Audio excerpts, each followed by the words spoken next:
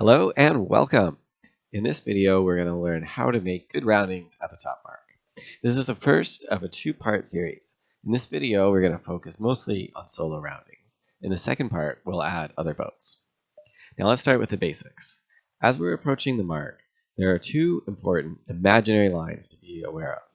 These are called the ley lines, and they are the line along which a boat sailing could exactly fetch the mark from a close-haul course.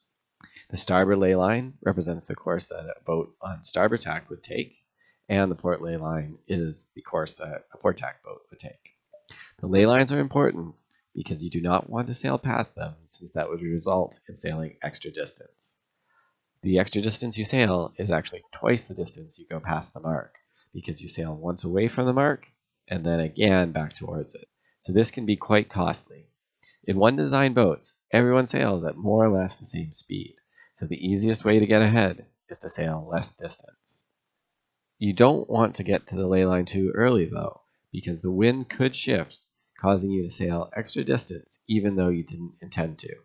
It's best to approach the mark a few boat lengths down from the ley line, if you have clear air to do so, and then do two tacks near the mark.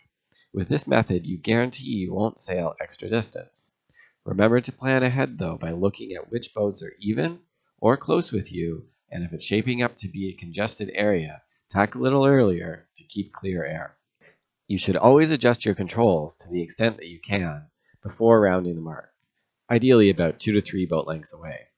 If you have your Vang or Cunningham on tight, these must be eased before you round, because they will prevent the boat from turning down and make it unstable off-wind. Other controls that don't significantly hurt your upwind performance should also be eased, such as the pre-bend, but not rig tension. If you're approaching on the port ley line, then you should ease your controls before you tack. You can raise your center board just before turning down. Having your controls set for the next leg lets you accelerate immediately and start sailing around the other boats.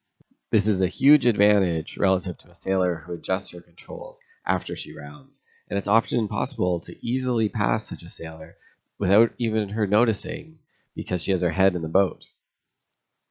The final thing you should do before you round is have a plan for the next leg. Look upwind to see if the pressure looks better on one side of the course.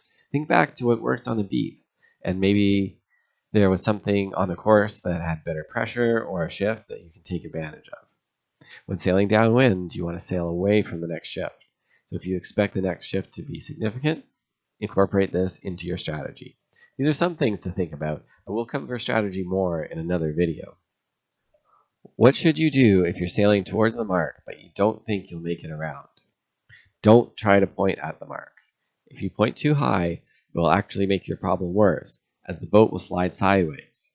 It's best to sail your fastest course, and then you have two options. You can either do 2 quick tacks, or you can shoot up.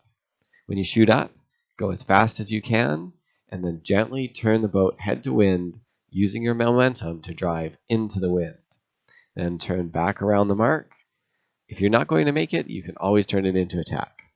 Shooting up works best in light to medium wind and small waves. If it's breezy or wavy, your momentum won't carry you too far, and you risk driving into the mark. Let's watch a video where we demonstrate shooting up. Alright, so we're not going to make the mark, but we're driving as fast as possible. Look at the jib and you can see that. Here we go, turning up gently, coasting into the wind, and then coming back down and doing a normal rounding. Thanks for watching. If you have any questions, please leave them in the comments below. And don't forget to click the link for video 2 with more tips on Windward rounding.